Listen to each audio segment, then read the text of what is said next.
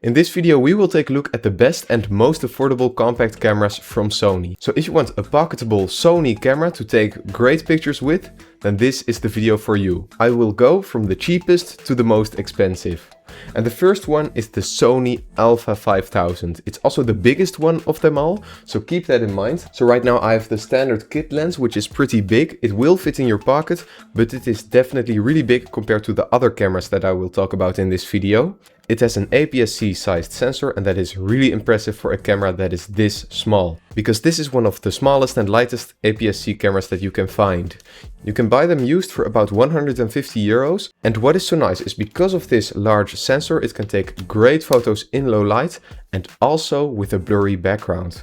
But keep in mind, it really depends on what type of lens you have on here, because it has an interchangeable lens mount. So if you put a small lens on here, for example a 16mm f2.8, then the lens will be a lot more pocketable compared to having the kit lens on here. There are a few downsides though, and that is that for a pocket camera it can be pretty big, and for video it's decent but not the best, because the autofocus in video mode is not great, and while it does have the flip screen, it doesn't have the best video codecs.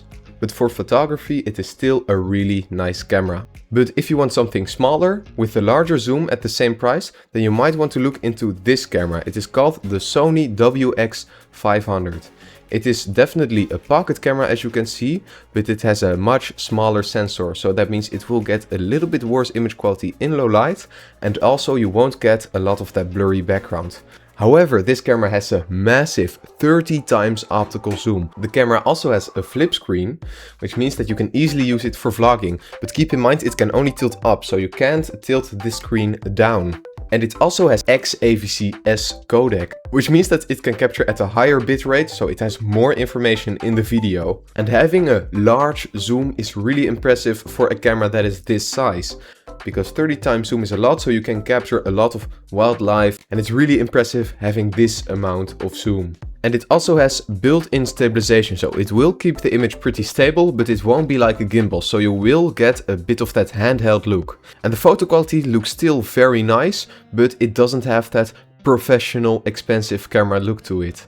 That is because the sensor isn't that large, so you won't be able to get a nice blurry background, and you won't be able to get a lot of detail in low light. But it is really nice, compact, with a large zoom, a big flip screen, and it costs about 150 to 200 euros on the used market. Another great compact camera is the Sony RX0.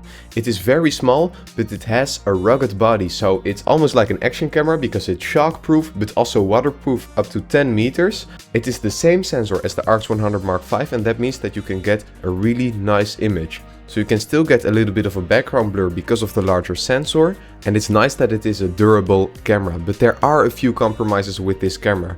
So the first one is because it's so small, the battery life is pretty short. Another downside is that it doesn't have image stabilization. This isn't an issue if you're taking photos, but for video it can be a bit annoying. Also, the first generation doesn't have a flip screen, and there is no zoom, so it's just a single 24mm focal length. That is about a 1x zoom perspective, but you cannot get optical zoom in this camera. But what you do get is a really high quality sensor with a nice image, and it is rugged, so you can take this underwater and get photos that look like an actual camera instead of just some action cam photos. And because the camera is also so small, the screen on the back is also small, so keep that in mind. But other than that, it can still take some really nice photos. The next compact camera is one that I really liked, but I sadly don't have anymore. It is called the Sony ZV-1. It is a really nice camera, and it is really focused on video, but it can also take really nice pictures. And that is because it has an f1.8 to f2.8 lens for a blurry background, and it has the same 1.0 type inch sensor. And the ZV-1 can take some really nice photos, and that is because it has the same sensor as the RX0, but then it has an f1.8 lens instead of f4. So that means you can get more of a blurry background, it can capture more light, so that is better for low light. And now it also has a zoom, and when you fully zoom in it is f2.8, but that is still very good for a camera. It comes with a windscreen protection, so that's great if you want to capture audio. It also has the newer color science, and it can capture photos in RAW. And last up we have the Sony RX100 Mark VII.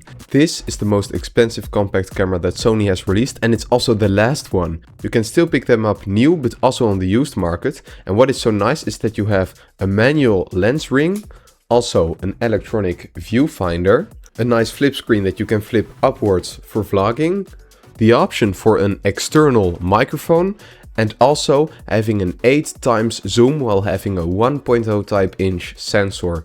So that means the sensor is really big and it has the exact same sensor as the Sony HXR NX80, which is a professional camcorder, but much more expensive. So if you really want the best pocket camera, then this is definitely a great option. But keep in mind that if you don't need a camera that fits in your pocket, then you can spend less and get something like a Sony a6000 series with different lenses and get better image quality than this camera. But what is nice is that the autofocus is also really fast of this model, and it can also shoot in slow motion up to 1000 frames per second, but then the quality gets a lot worse.